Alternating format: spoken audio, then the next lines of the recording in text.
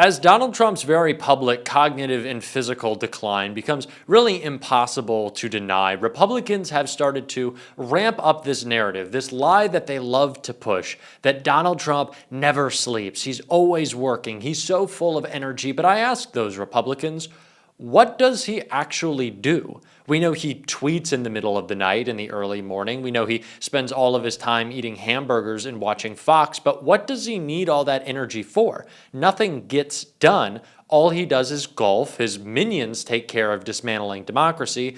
Well, the one thing Trump is actually focused on just got blown up. It ruined his golf trip, and it led to an insane posting meltdown that we're going to get into. But before we do, if I could quickly ask you to leave a like on this video, and if you haven't already and you enjoy our channel, to hit that subscribe button because it goes a long way in supporting our work. Now, before we get into the main reason that Donald Trump's day of golf after 3 days of doing nothing got blown up, I want to start with another reason, and that's the news Robert Garcia has for him right here.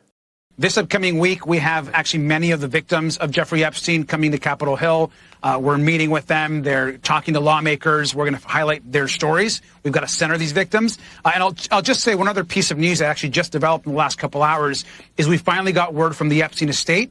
They're going to be providing the actual Epstein book, that famous book where that note that Donald Trump drew and doodled to Jeffrey Epstein, his so-called best friend of 10 to 15 years. The Epstein estate is actually going to now get us that book and a bunch of other documents that they have that's actually not been reported yet, reporting it here for the first time. We're going to get those documents as we understand it now on September the 8th. And so that will continue our investigation. And again, we ask the question, where are the rest of the documents? What is Pam Bondi hiding? What is Donald Trump hiding? End the cover-up. Let's get to the truth. That reporting in the Wall Street Journal about the sketch of a naked woman and an imagined dialogue between him and... I continue to say this, and it continues to be true.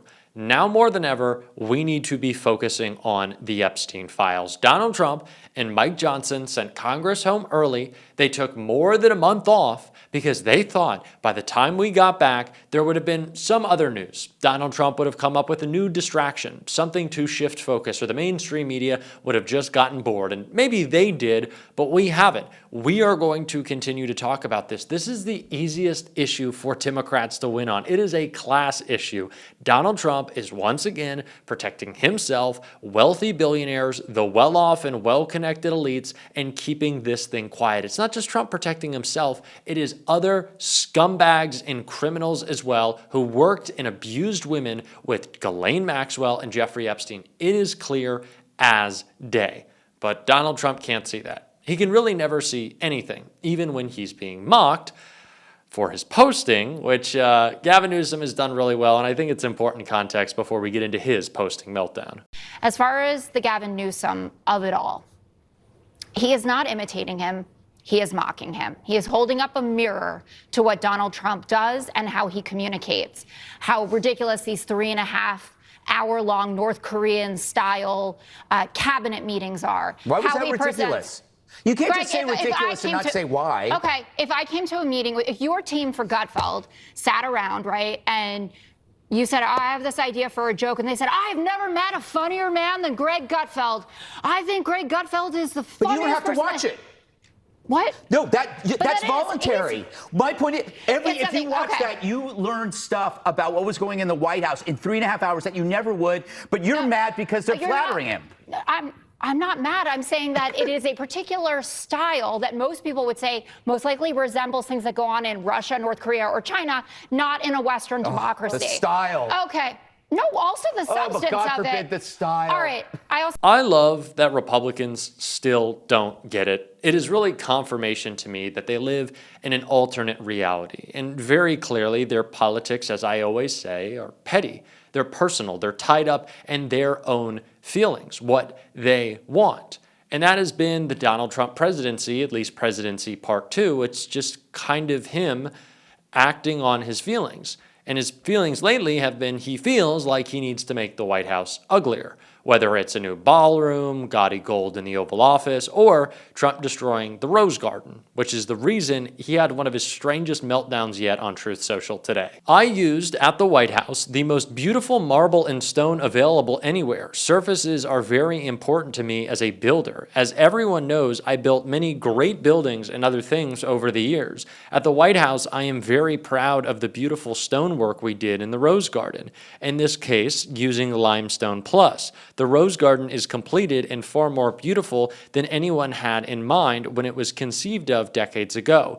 3 days ago, while admiring the stonework, I happened to notice a huge gash in the limestone that extended more than 25 yards long. It was deep and nasty. I started yelling, "Who did this? And I want to find out now." And I didn't say this in a nice manner. I wondered, was it vandalism or was it stupidity? Lo and behold, because of the fact that we've installed the finest security equipment anywhere, they brought back the stupid people with their boss watching in sunglasses. It was a subcontractor that was installing heavy landscaping on a steel cart that was broken and tilting badly, with it rubbing against the soft, beautiful stone. I love and respect great workers and contractors, but something like this should never happen. Now, I'll replace the stone, charge the contractor, and never let the contractor work at the White House again.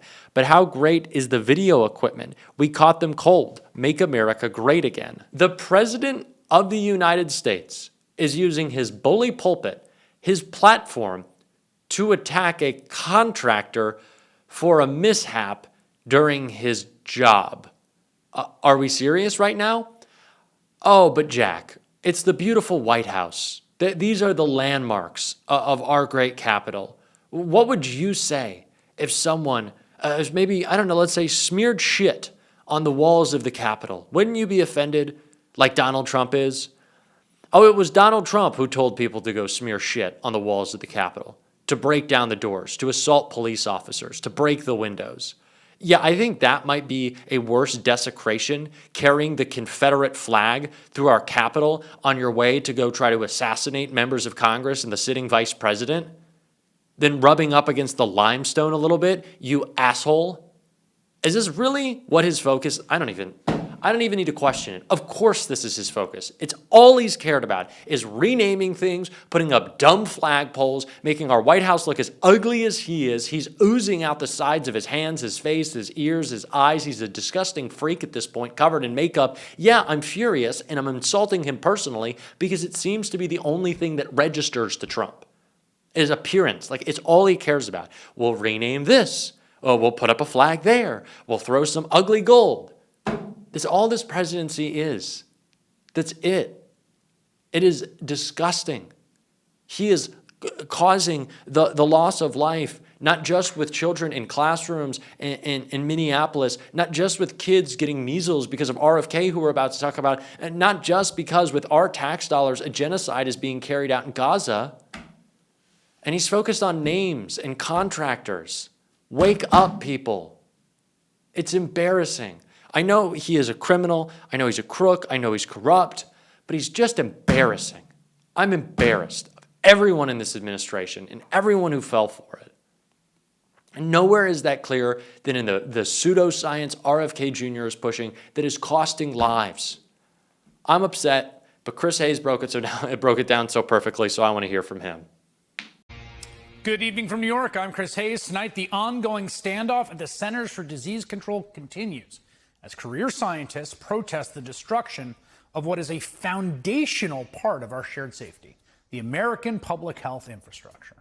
This was the scene outside CDC headquarters in Atlanta just a few hours ago, when dozens and dozens of staffers staged a clap-out in support of those top officials who resigned en masse this week to resist the dangerous crank trying to force changes to our health system. Now, from the start, it was clear, at least to a lot of us, that Robert F. Kennedy Jr. would use his position as Donald Trump's Director of Health and Human Services to dismantle the public health system as we know it. The latest example is his attempt to force out Susan Monterez, the head of the CDC, less than a month into her tenure after he selected her and she was confirmed by the Senate, forcing her out over disagreements on his attempts to restrict access to the COVID vaccines as well as others. Now, Monterez insists she's not going anywhere yet, that she actually hasn't legally been fired by the president. But Kennedy has already lined up her replacement. His close aide, a guy named Jim O'Neill, who is an associate of, get this, billionaire Trump backer Peter Thiel. As a result, a number of top CDC officials announced their resignations in solidarity with their boss, Monterez. With one, Dr. Jen Layden, who will join me in a moment, writing in her resignation letter, quote, everyone should have a professional true north, and encouraging her staff not to lose sight of theirs. And so today, employees signaled their own true north at the center's headquarters in Atlanta, where some of the resigning leaders were met with cheers and adulation. They were literally given their flowers by a grateful crowd.